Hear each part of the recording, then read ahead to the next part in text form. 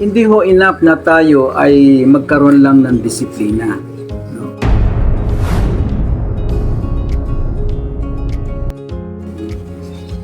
Dapat tayo po ay nagdidisiplina ng iba. Kasi, tingnan nyo, imagine nyo ho ang ating komunidad o ang inyong organisasyon. Kung ikaw ay may disiplina at yung iyong mga ibang kasamahan naman ay walang disiplina, mahahawa ho yung maapektuhan yung buong organisasyon.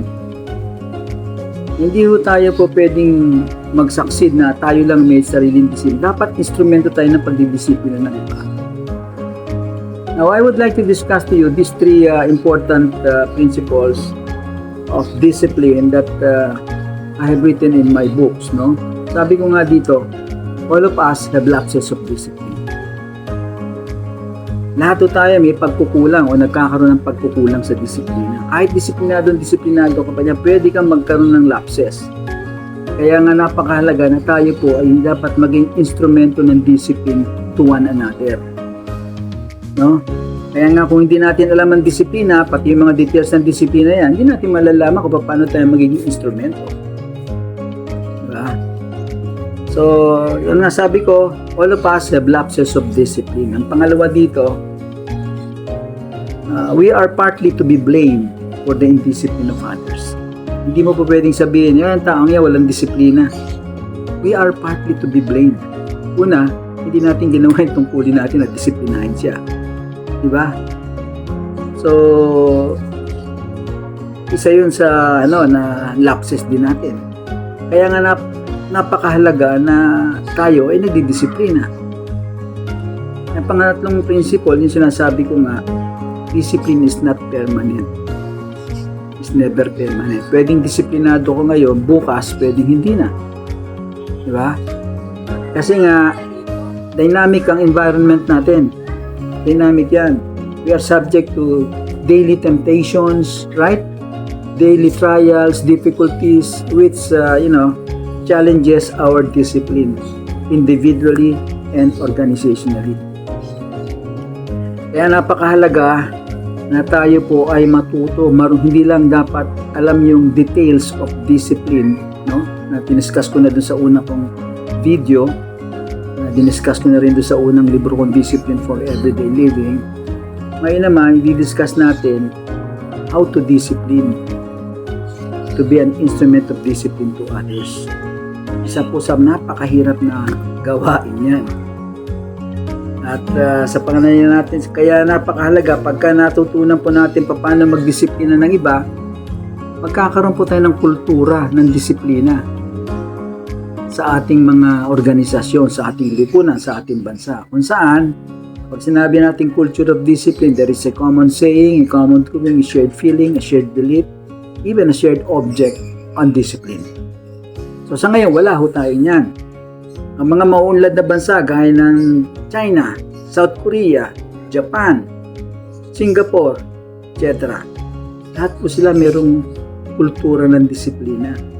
They have a common saying, a common doing, a shared feeling, a shared belief, and even object on discipline. Kaya dahil sa kultura na to, umunlad sila as a nation.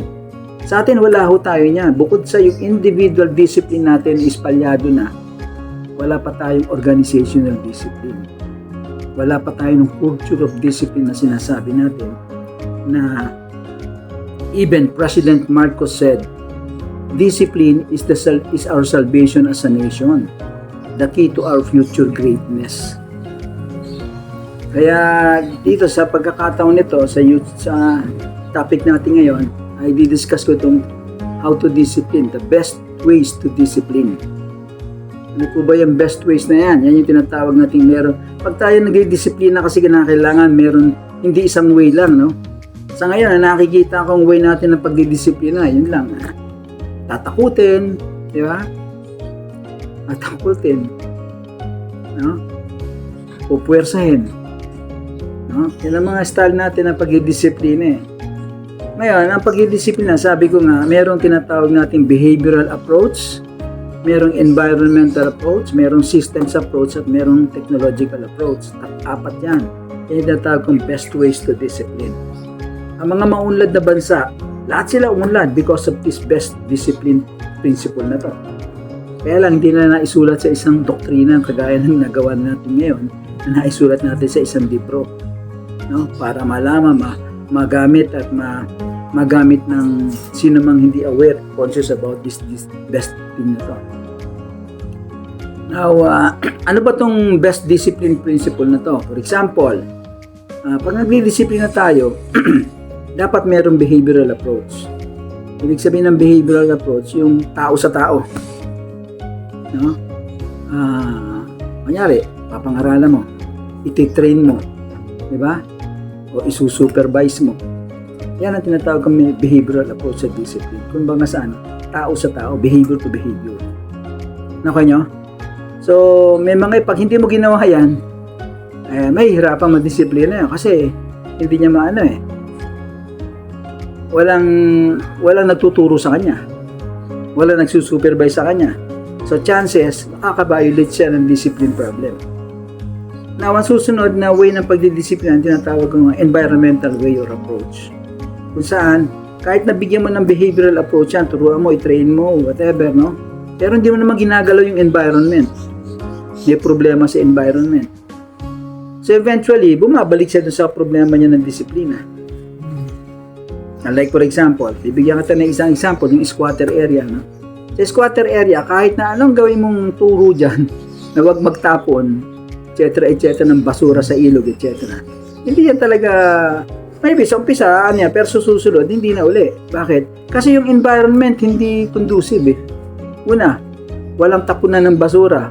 Ang pangalawa, walang kumukulekta siguro ng basura sa area. Pangatlo, talagang yung area conducive para gumawa ng ganong problema ng disiplina sa kanilang komunidad. Hindi naaayos yung environment. Kaya dapat, bukod sa may behavioral approach, mayroon pang environmental approach. Now, kahit may environmental approach pa yan, may behavioral approach pa yan, kung wala namang systems approach, kulang pa rin. Bibigyan ko sa inyo ng isang example.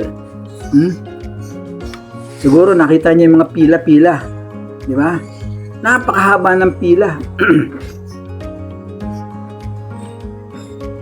Tinuruan sila na umaten sila sa ganung oras, etc., etc. Kukunin nila yung kanilang papalagyan natin SAP or whatever, no? Yung binibigay na ayuno ng gobyerno, whatever, no?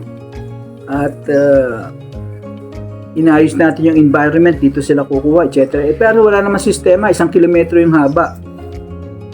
Diba? So, naghihintay ngayon yung 1 kilometro, naghihintay yon.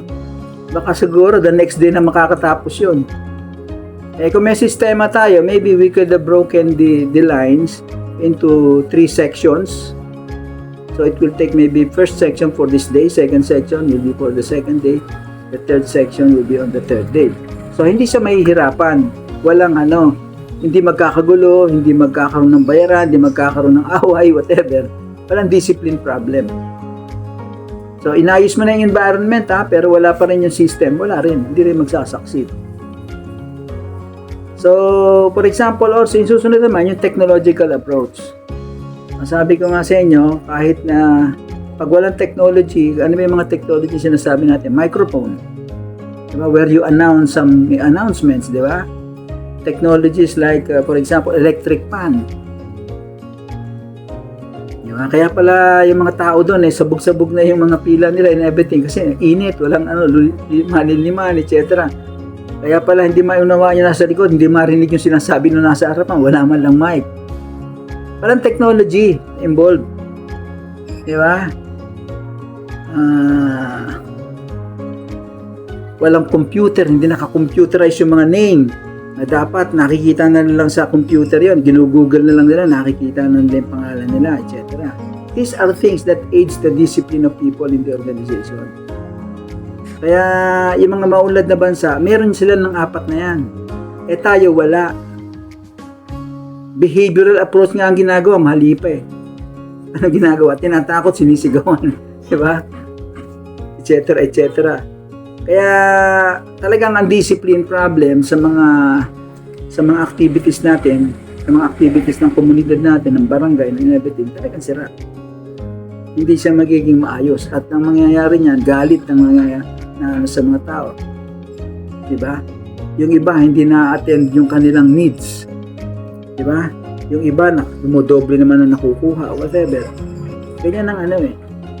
Kaya sabi ko nga dito, hindi ko naman sila masisisi.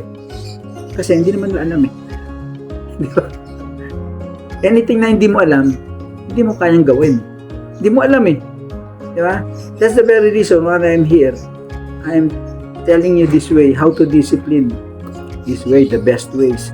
Pag ito ma-implement natin sa iyong mga organization, kahit sa bahay mo, kahit sa komunidad mo, kahit sa mga organization nyo, pag may mga birthday parties kayo, itong BEST na tumapply mo yan. Diba? Sinong in charge sa behavior? Sinong na mag-entertain ng mga bisita? Sinong in charge sa environment para ayusin yung mga tables? Sinong in charge sa system para magbigay ng mga leaflets? Diba? Sinong in charge sa technology para maglagay ng mga electric fan, aircon, lightings, microphones, etc. Diba? So, paano lahat yun nakaset up properly, yung discipline sa organization na yan ay magiging maayos. Hindi magiging magulo. So, dito, sabi ko nga, hindi lang enough na tayo ay magkaroon ng disiplina. Dapat tayo maging instrument of discipline as well. Kaya nga doon sa sinabi ni Jesus sa The Great Commission, sabi niya, He was talking to His disciples. Disciples are disciplined followers, di ba? Sinabi niya, go therefore and make disciples of all nations. Ibig sabihin, kayo mga disipulo ko, gumawa rin kayo ng mga disipulo. Kayo mga nadisiplina ko, magdisiplina din kayo ng iba. Yun ang ibig sabihin nun. Kaya itong pagdidisiplina ng iba, itong paggamit ng best ways to discipline na to, in a way, napupulfill natin yung utos ng ating Panginoon to make disciples, to be an instrument of discipline to others. Because sabi ko nga sa kanila, pag may disiplina, may kaayusan, hindi makagalaw si Satanas, si Taning. Kasi si Taning gusto yung kaaway natin, gusto niya may magulo eh. Di ba?